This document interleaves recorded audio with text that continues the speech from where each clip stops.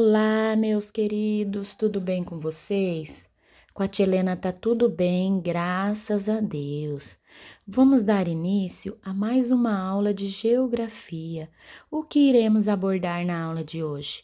Hoje vamos aprender um pouquinho sobre a influência do clima e do tempo atmosférico. Como você já deve ter percebido no seu dia a dia, o clima influencia na organização do espaço.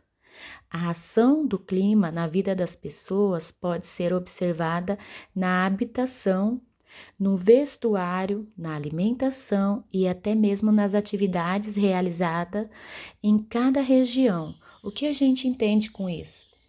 Que é através das nossas vestes, através das nossas atividades, através da nossa alimentação, que a gente consegue ver qual clima está no momento.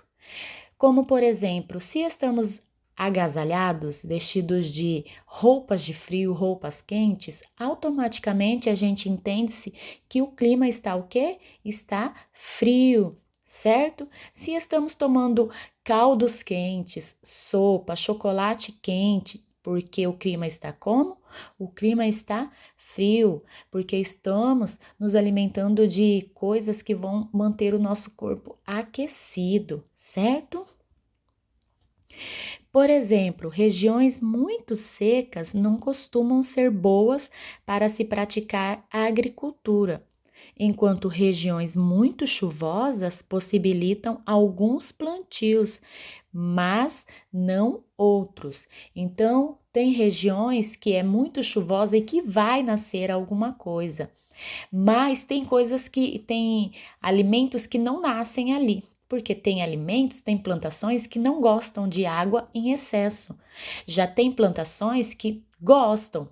E tem plantações também que não gostam de um solo muito seco, duro, sem água. Então, é assim, é variado.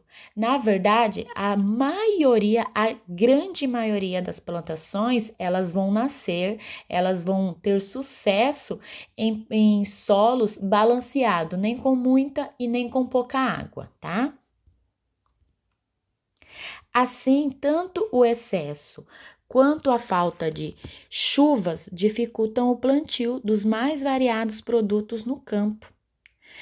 É o caso do feijão e da soja. Eles não gostam nem de muita água e nem de pouca água, nem de água em escassez. Ou seja, o solo tem que estar balanceado entre água e entre não muita e nem pouca, uma quantidade certa, porque senão a colheita não vai ser boa, tá?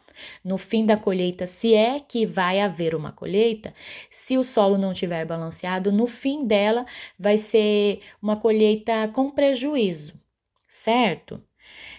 Que podem apresentar redução em suas áreas de plantio, bem como na colheita, assim como a tia disse.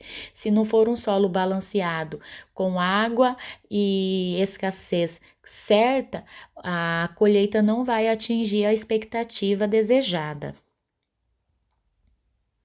Adversidades climáticas, como tempestades, secas, geadas, chuvas de granizo, entre outros, já causaram quebras de safras no Brasil e no mundo, trazendo enormes prejuízos à agricultura e à sociedade, tá vendo? Tudo em excesso causam prejuízo. As plantas não gostam. No cotidiano das cidades, também se observa a influência das variações do tempo.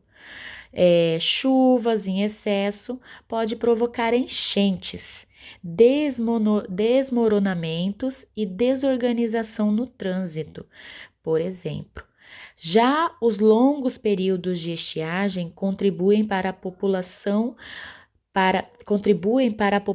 do ar, o surgimento de doenças respiratórias e a falta de água. Ou seja, quando o tempo está muito seco, o que acontece?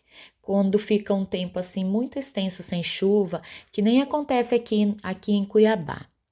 Aqui geralmente a gente pega uma parte do ano que é uma parte muito seca.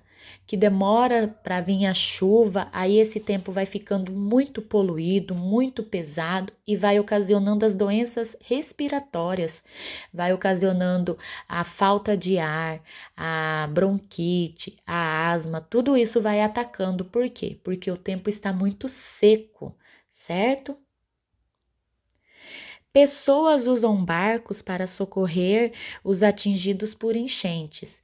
Quando tem o excesso de chuva, ocasiona o quê? Ocasiona os desmoronamento, os deslizamentos, a água em excesso acaba adentrando as casas das pessoas, deixam as cidades, os bairros todos ilhados, todos embaixo de água, fazendo com que somente os bombeiros com barcos possam estar resgatando essas pessoas, tirando essas pessoas daquelas áreas de riscos e levando essas pessoas para áreas seguras, para lugares com segurança que estejam livres das enchentes. Dessa forma, os seres humanos sempre sentiram necessidade de decifrar e compreender o comportamento do tempo atmosférico, o que até os dias de hoje é um grande desafio. Antecipar a chegada das chuvas, quando as temperaturas vão aumentar ou diminuir, conseguir prever a força e a direção dos ventos e tempestades são tarefas muito difíceis. Embora os cientistas estejam cada vez mais aptos a explicar esses fenômenos. Por isso, as previsões do tempo em jornais, televisivos ou impressos recebem tanto destaque, apesar de ainda não serem perfeitas. Elas nos ajudam a planejar nossas atividades. Funcionários trabalhando na limpeza após deslizamento de terra e queda de água, queda de árvores, ou seja, a partir do momento que acontece um deslizamento, se isso ocorrer em lugares que tem casas embaixo, daquela montanha que foi prejudicada, que ocorreu o deslizamento, os bombeiros têm que ser chamados imediatamente. Para quê? Para que rapidamente eles prestem socorro àquelas pessoas. Por quê? Porque podem ter vítimas ali soterradas, precisando de ajuda, precisando serem retiradas debaixo de terras, de escombros, certo? Então, assim, toda vez que vocês presenciarem um fato assim, vocês rapidamente liguem para o bombeiro para que eles vão lá e prestem socorro. Vocês nunca vão, porque pode acontecer mais deslizamento e atingir vocês. Vocês têm que manter a distância e ligar, pedir socorro. Nunca vão tentar fazer algo porque vocês não têm a experiência e nem os recursos necessários para isso, certo?